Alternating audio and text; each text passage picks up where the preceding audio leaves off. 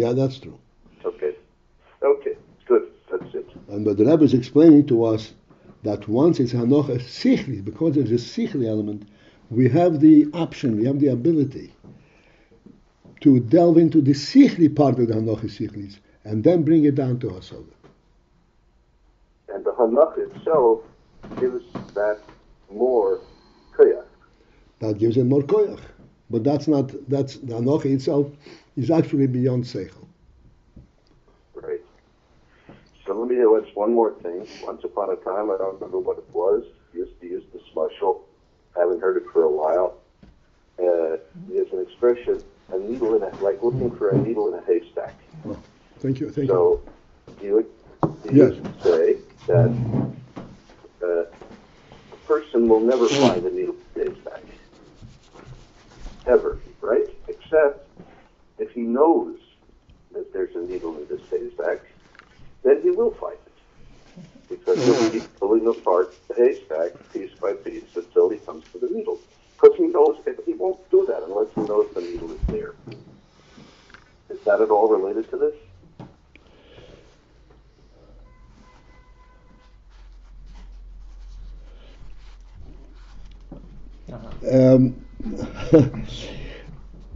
A very far relative. Very far relative. Okay. That's a 15th cousin. Okay. The reason it's a far relative, no, I'd like you to understand, Baruch. The whole thing over here is we can understand it only because we are granted the divine intelligence. You have to understand. The difference is you will find the needle in the haystack. I mean, you're not guaranteed, but you will attempt to them because you know for sure there is a needle in there. That requires an amount of dedication and patience. But you don't see the needle. Perhaps you saw it fall in there, or perhaps you trust the person, but now that you see the hanacha sichlis is a completely different phenomenon. You have the seichel in hanacha, you see it.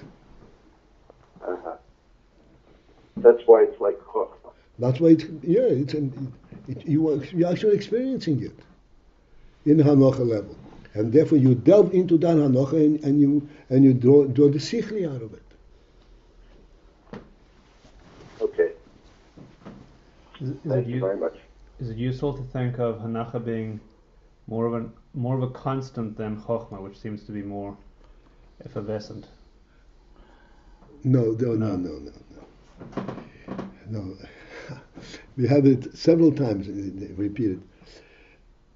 The reason hanacha seems to be more constant than chochmah is that chochmah is dependent on the fact of you being in proximity to that which you see. Right.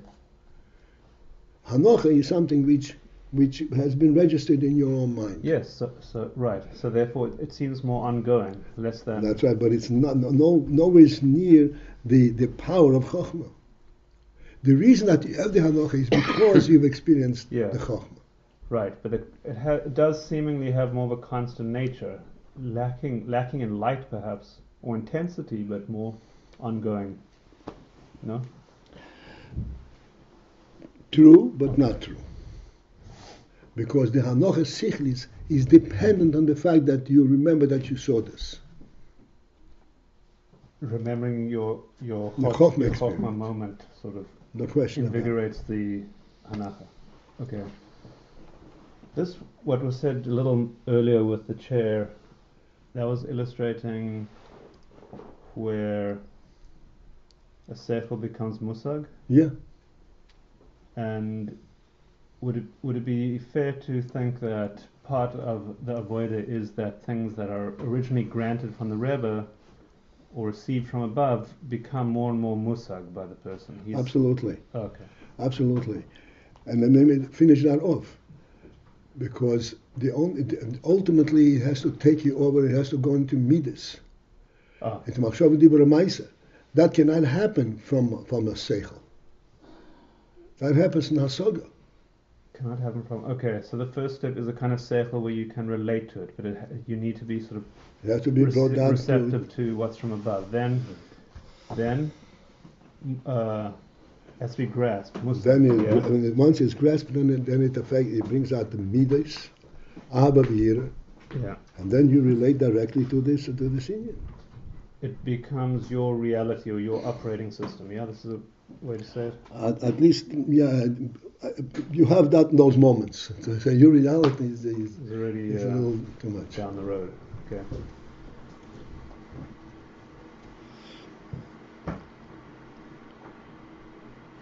All right, maybe we try now. 3 lines from the bottom at the end of the line. V'zehu. Thus, this points to the Indian, and this confirms what we say all the time. Sheha-chochmah hu b'chinas da'as elyon. That the chochmah is the bechina, or is the aspect of da'as elyon.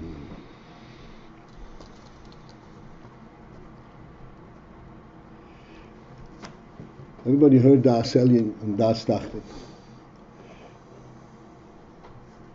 Bechinas da'as elyon means a da'as, a knowledge that is the higher type of knowledge.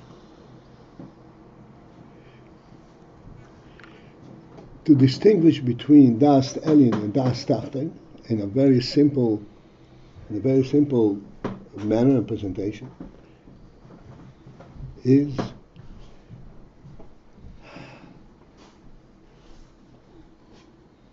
a very simple illustration of das tachtin and das elyon.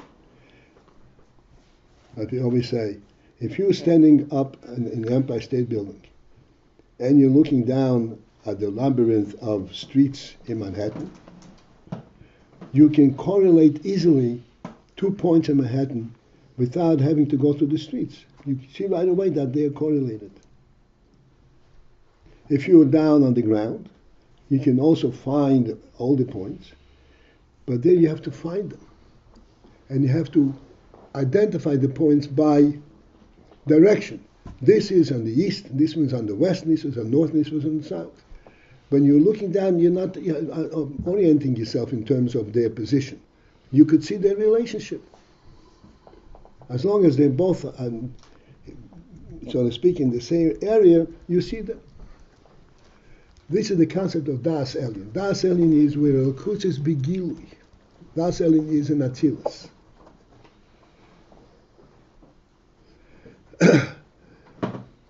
And the atzilus from the das elyon. You see things from the divine perspective.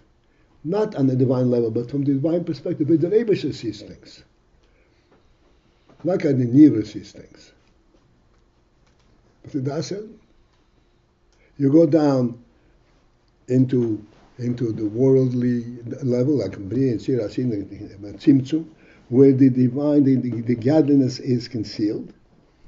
There you have to identify things by the correlations, which is because das tachtin. Chochmah is bechinas das elyon.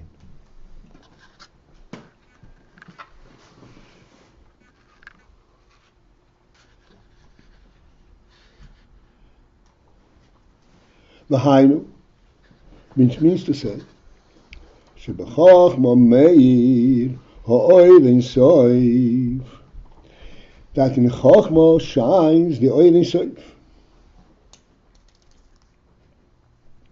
What is the oil ein soif?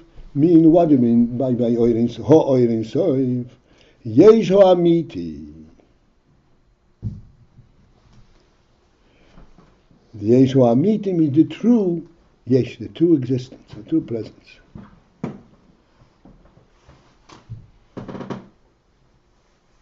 Let me finish a few phrases over here, and then we'll try to explain this.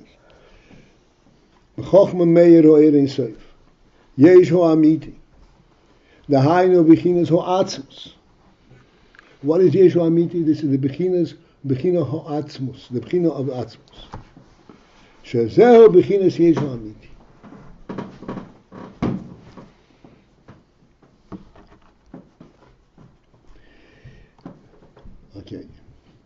We said that if we had 180 years, maybe we'll finish Ayin Beis. We need 180 years just for this line.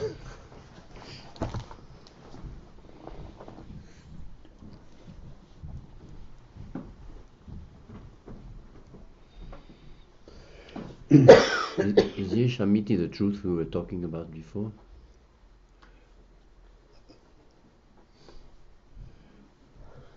This before we were talking about hanacha sichli. Now we're talking about chochmah.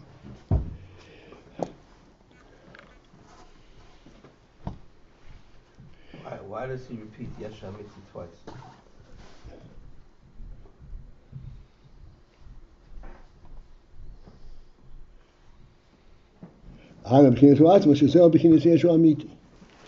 Okay, that's a good question.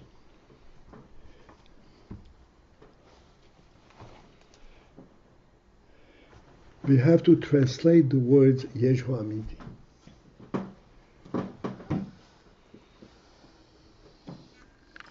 Notice it does not say Yesh Amiti, it says Yeshu Amiti.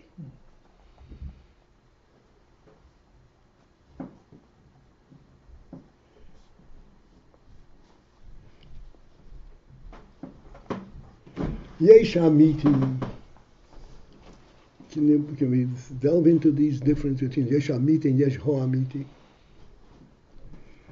Yesh Amiti is a Yesh that we project that this is Emes. Yesh Amiti. Amiti. Ho Amiti refers to a given reality, a given presence. The true Yesh.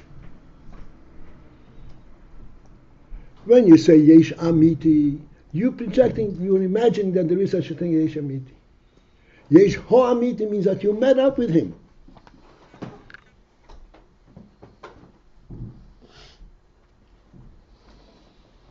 Hainu bechinas ho atzmos. Shezehu bechinas Yesh Ho Amiti.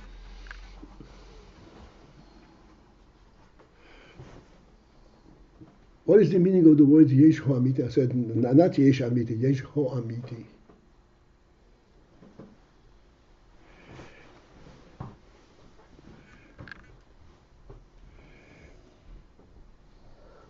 We're repeating all the time what we say in davening from Don Elio, that there is an Indian what's called Moida al Ho'emes. Why need to be Moida al Ho'emes? So Emes can be understood. Ho'emes cannot be understood.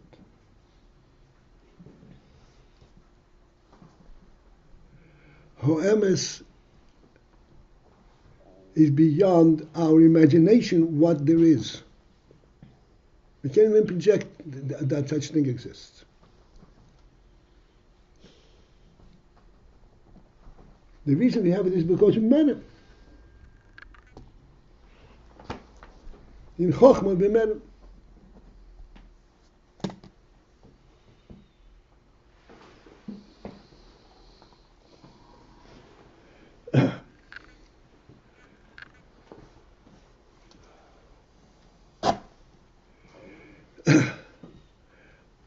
Our own life experience, the deepest life experience that we can have, does not lead us to experience in from Yeshua Amiti.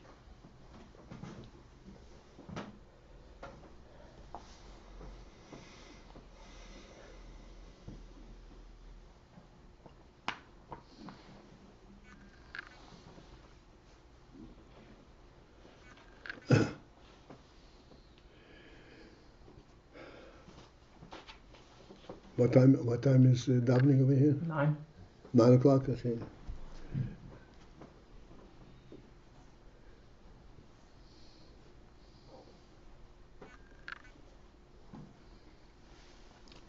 Mentioned many times, the Gemara says that oil, and don't understand, oil should never be rishin, the oil that was created in rishin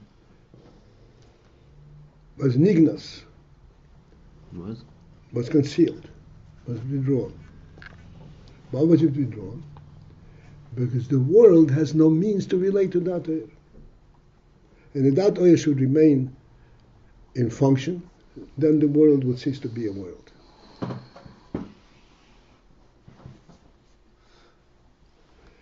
Why so? It's light.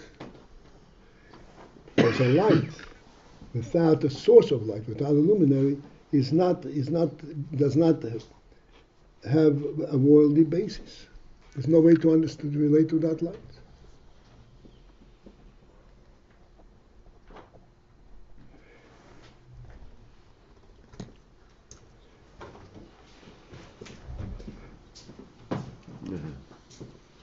Huh? I have a very, I don't know if it's the right time, but I have a very difficult question. That light of the first day we just spoke about, was it concealed or was it withdrawn? Or is it the same thing?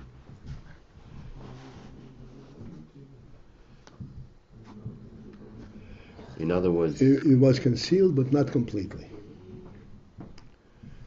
And it was withdrawn, not completely. It was concealed in the form that we had it originally, and then reintroduced in the manner that the world can process it. so we eventually have access to it. Eventually we have it, but not in its pure truth, the way it is was in the first day.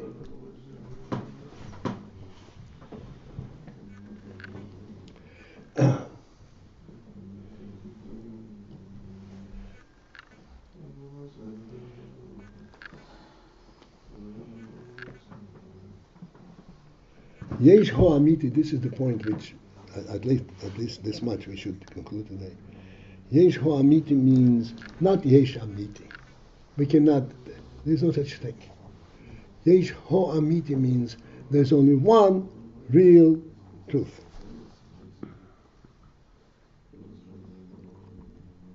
Hana bechinas ho atzmus. This bechinas ho atzmus is not something which needs to be revealed, which needs to be expressed. Bechinas ho atzmus. The Rambam has very interesting ways that he presents this whole truth. The Rambam says, it's important for us to know these principles. He said, I say this, Amud HaChochmas, is to know that there's a first being. And this first being is a true being. How do we know this first being? Because it expresses itself in our world? No. Should the world all cease to be, he will continue to be.